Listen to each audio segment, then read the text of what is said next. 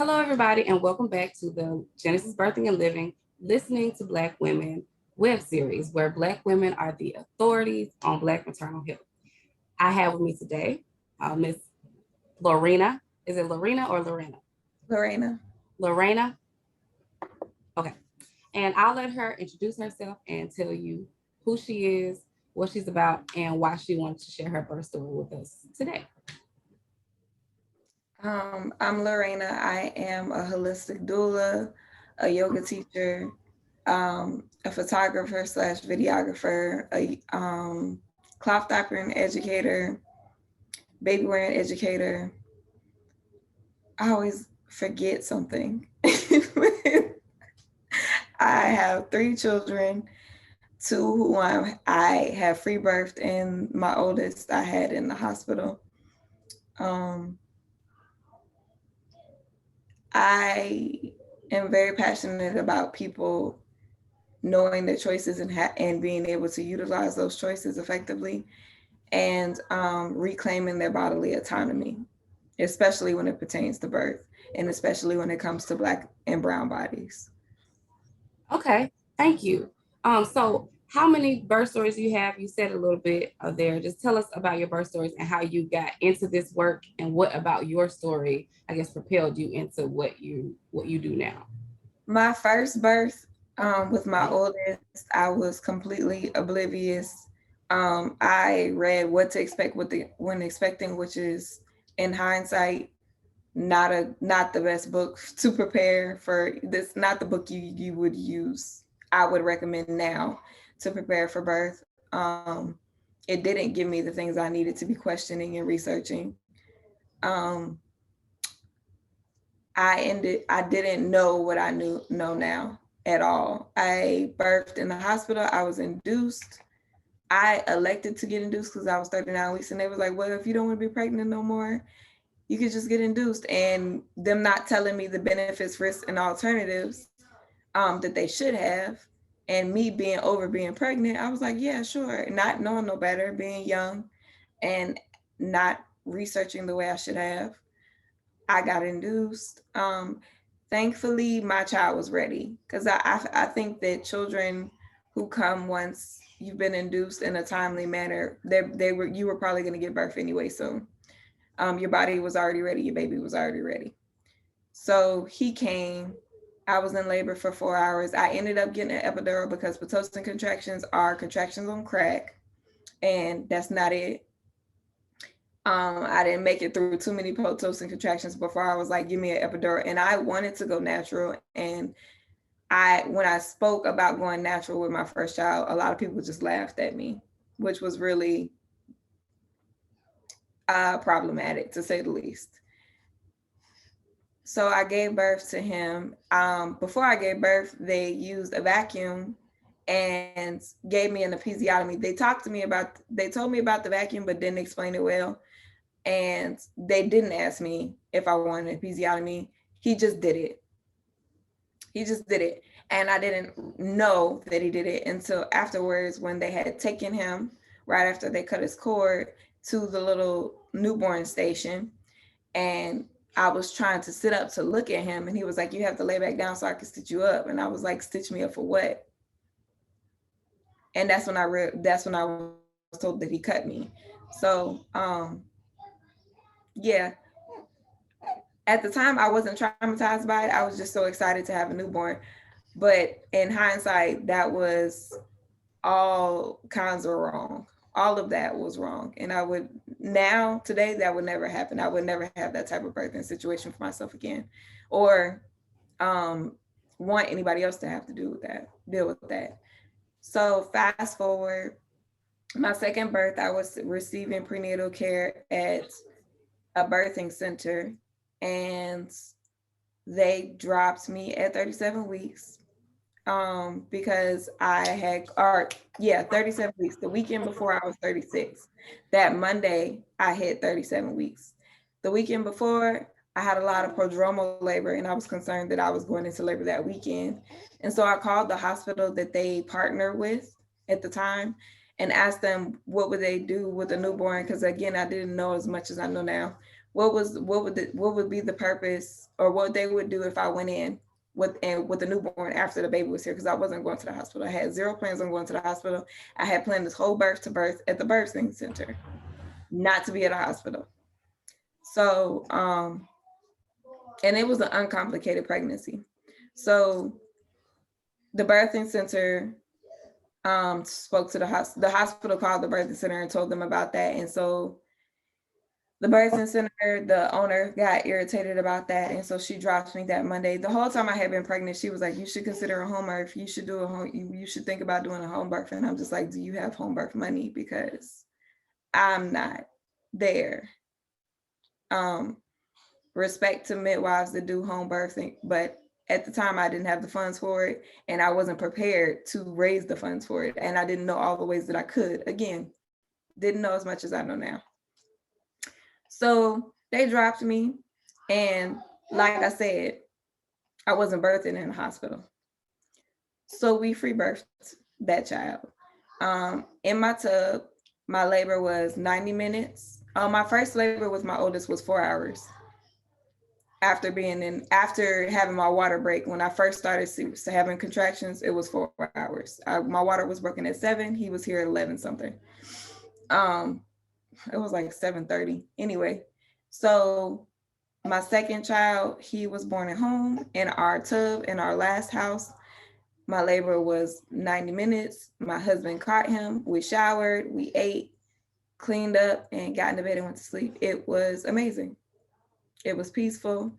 It was everything I didn't even know that I wanted it to be.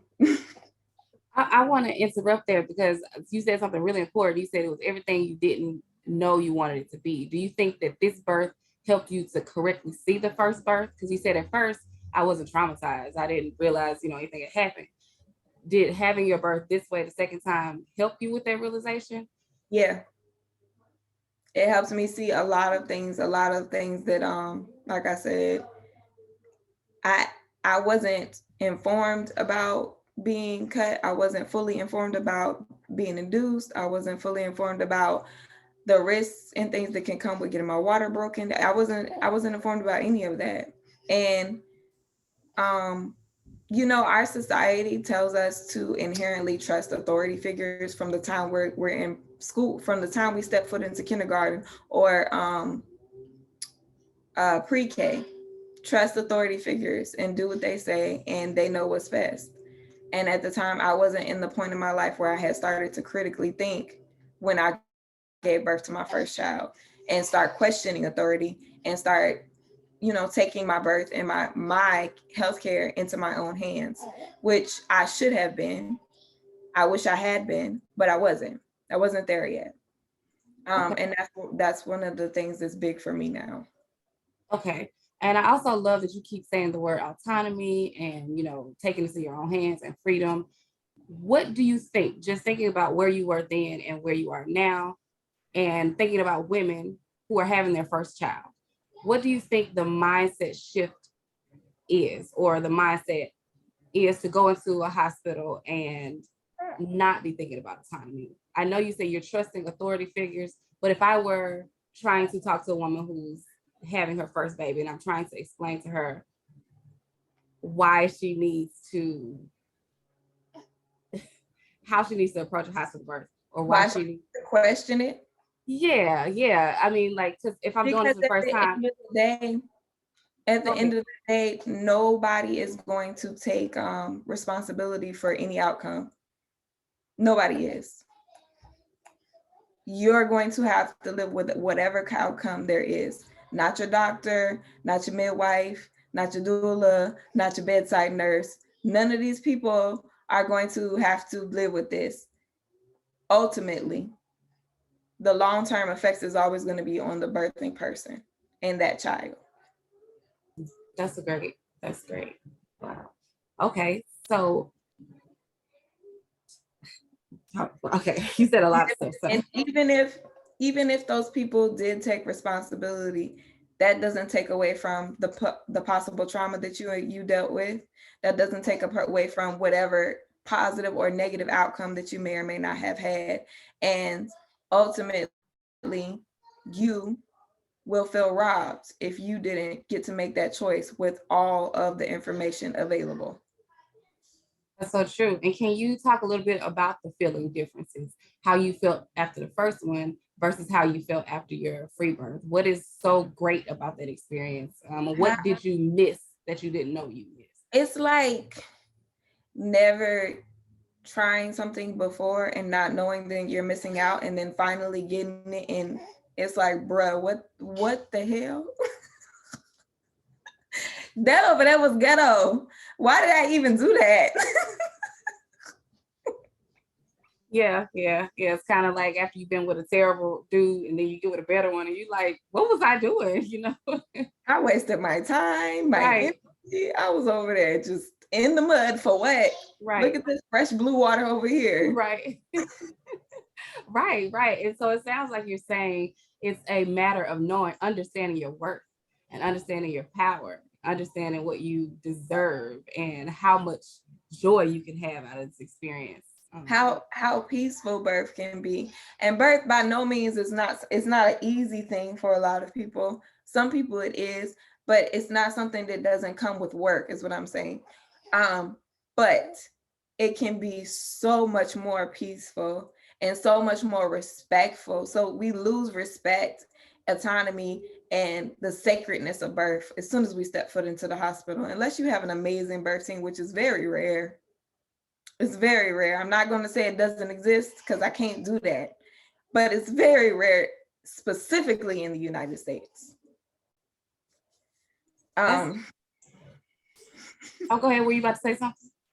So birth has been taken in and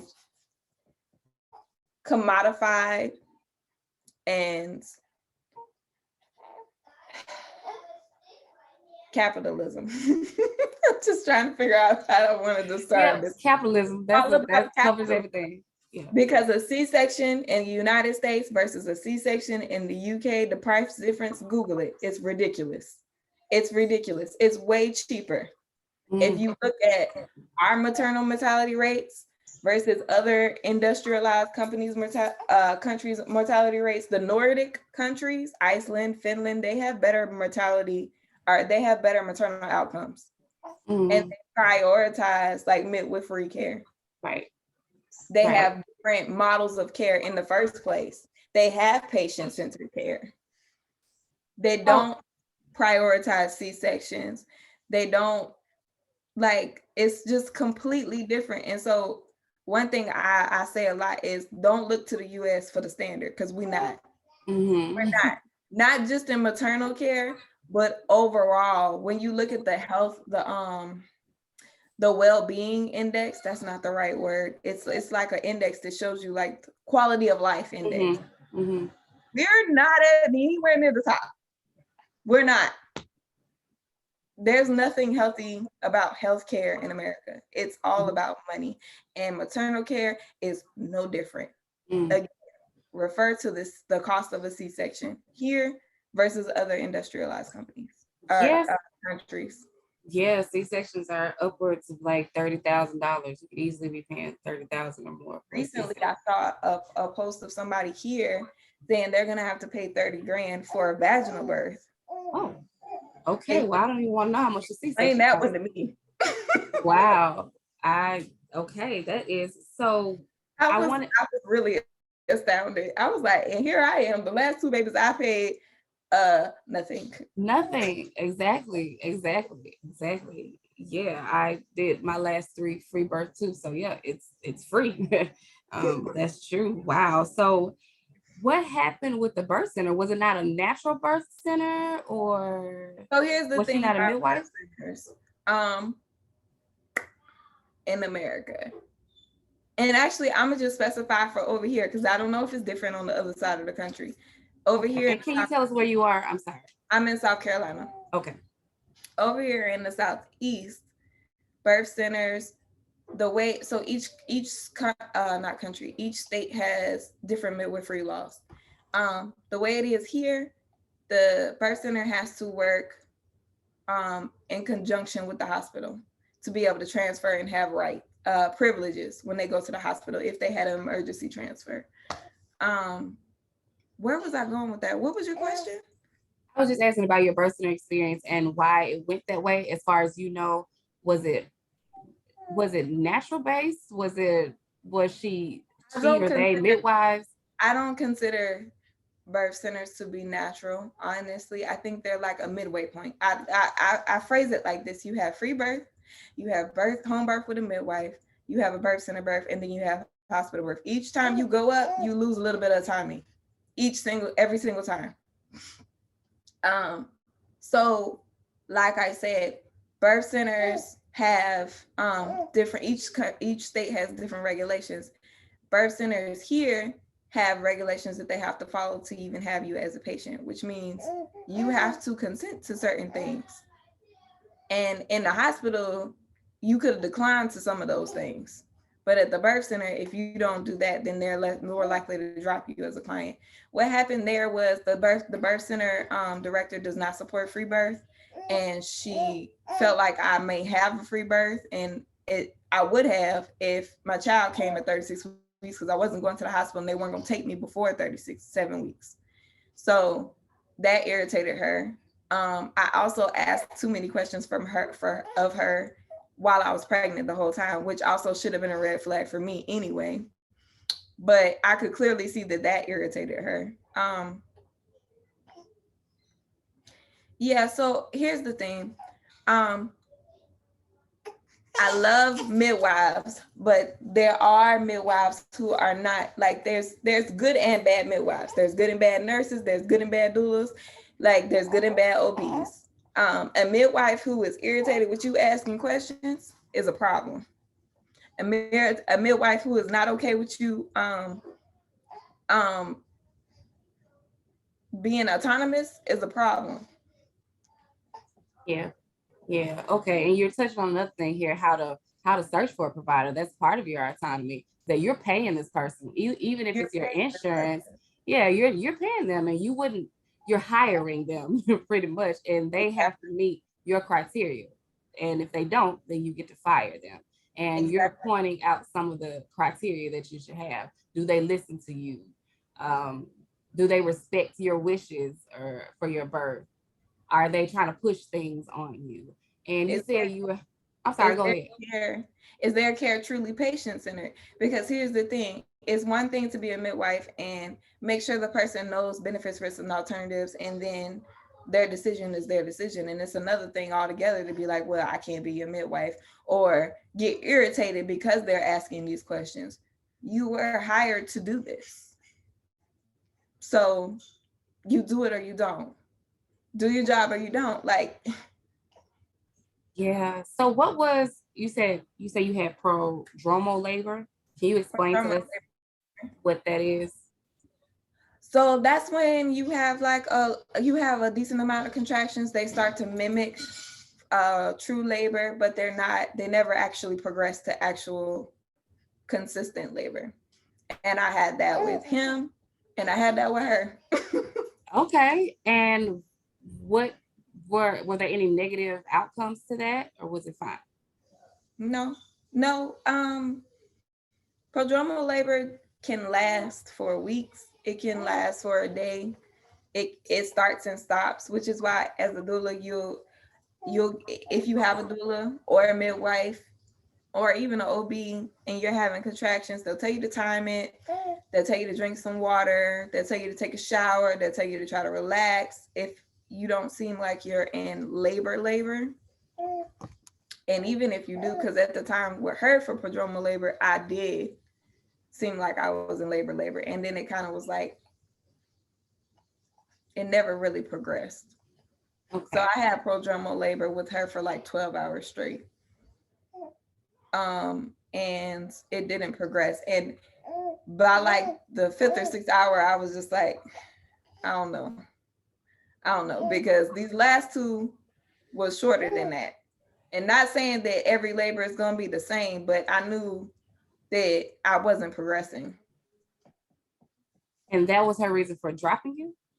No, that the prodromal labor I was talking about was with her. Okay. I don't remember what my prodromal labor was like with Naeem. I uh I don't remember. I just knew Okay. I was nervous. And I was looking at how many weeks I was like, no, he needs to stop because they're not going to take me until I hit 37 weeks. Yeah. Yeah. Yeah. So when did you actually go into labor? I went to labor 2 weeks after that. I Oh, had okay. 39 weeks. Okay. Okay. And And then everything was her, I had prodromal labor. And then the next week, I had her, and she was born 40 weeks and 2 days. okay. Okay. So the last two you said were unassisted. Yep. Okay. Can you tell us a little bit about that experience? If I were a person and I'm like, oh, I'm kind of on the fence about unassisted, I'm interested in unassisted. Why should I do it? How can I do it? The same thing that I would tell anybody, regardless of their birthing situation. Because here's the thing: at the end of the day, your midwife can miss your birth, your doula can miss your birth. You cannot make it to the hospital. Educate yourself.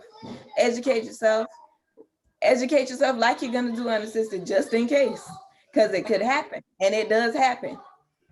That's very true. That's very true. People have their babies in the car on the way to the hospital all the time. People had their babies in the parking lot at the hospital. Right. That's very true. That's very true. Well, if you're not sorry. if your people aren't telling you to educate yourself, they're doing you a disservice, regardless of if they're an actual medical care provider like an OB or a midwife, because at the end of the day, there's absolutely no guarantee that they're going to be there. There never is. And that's something you have to understand. And another thing people have to understand is birth has risk, no matter who's there, no matter where you birth, no matter how you birth. Every birth has risk. So being scared to do a birth because of risk, you're gonna have to get with it and understand the risk and go through everything, because either way it goes is a risk. Yeah. Okay. I don't want to hold you too much longer, but I do want to ask you three more things. So you said that when you had the first, you wanted to have the first baby natural, and then the people around you laughed at you. But now I'm looking at you, and you seem very confident. You seem very informed. How did you work through um, that to get to here? Educating myself, studying, Okay. And I'm sorry. Go ahead. reading everything I could, digesting everything I could. At this point, I've been studying midwifery for like 2 years. Mm. Mm. I don't know if I will or will not become a midwife, but at this point, I can't afford not to know. Yes. Yes, it's so true. As Black women, we have to become everything that we need. Like you said, even if I never do use this for another woman, you had to learn all this stuff for yourself. So what would be some of your recommendations of material that Black women in particular can read? HomeBirth on Your Own Terms by Heather Baker is a book specifically for free birth, and it hits the basics on everything. That's my favorite book right now to recommend. Okay. Birthing from Within was another good book, more for experience and like calming your mind and getting you in the mindset of accepting it. Ultimately, you have to understand that you birth is surrender, and if you have issues with surrender, you need to work on that. I don't know how else to say it. You need to figure that out. You need to work on it. You need to work through whatever control issues you may or may not have, whatever issues you have with surrender, because at the end of the day, you don't have control over your body and nobody else does either. So getting induced, when your body ain't ready, set up. Yeah. Yeah. Okay. Well, it doesn't matter what drugs they think they can throw at you. If your body is not ready or your baby is not ready, it's a setup. That part, it is set up, and it's a setup for a C-section most of the time. Just tell you that's what's about to happen. It's not worse. Yeah. So do you do any type of work now? I mean, I know you do a lot of things, but are you offering any services? Where can people find you? What do you offer the people now? I still offer, like I said, I'm a holistic doula, so I offer birth services. I'm not taking a lot of people this year in 2022, but next year I got y'all. Okay. Okay. Well, do you have anything else you want to add or anything you want to share with people before before we head out? So birth services, I do a lot of virtual stuff. So if it's something that somebody wants to do virtually, I'm open for that. So I do pregnancy consults, so question and answer, um, virtual doula services, which is actually how I started off being a doula. I became a doula after I gave birth, had my free birth for my middle child. I'm still getting used to not calling him my youngest. Yeah, yeah. Okay. And I saw you on Instagram, a natural minded mama, right? And I know you have like a huge following and a lot of people enjoy your content. So I would recommend you guys follow her on Instagram. If there's nothing else, I will log off. I'm going to thank you guys for watching. Please continue to tune in. Again, this is Listening to Black Women, the Genesis Birthing and Living web series where Black women are the authority on Black maternal health. Thank you.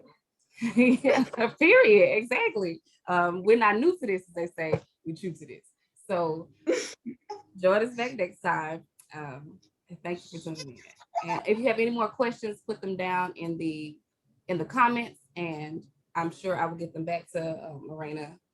She'll probably check in, see them. You also can, like I said, follow her on Instagram, Natural Minded Mama. All right, you guys.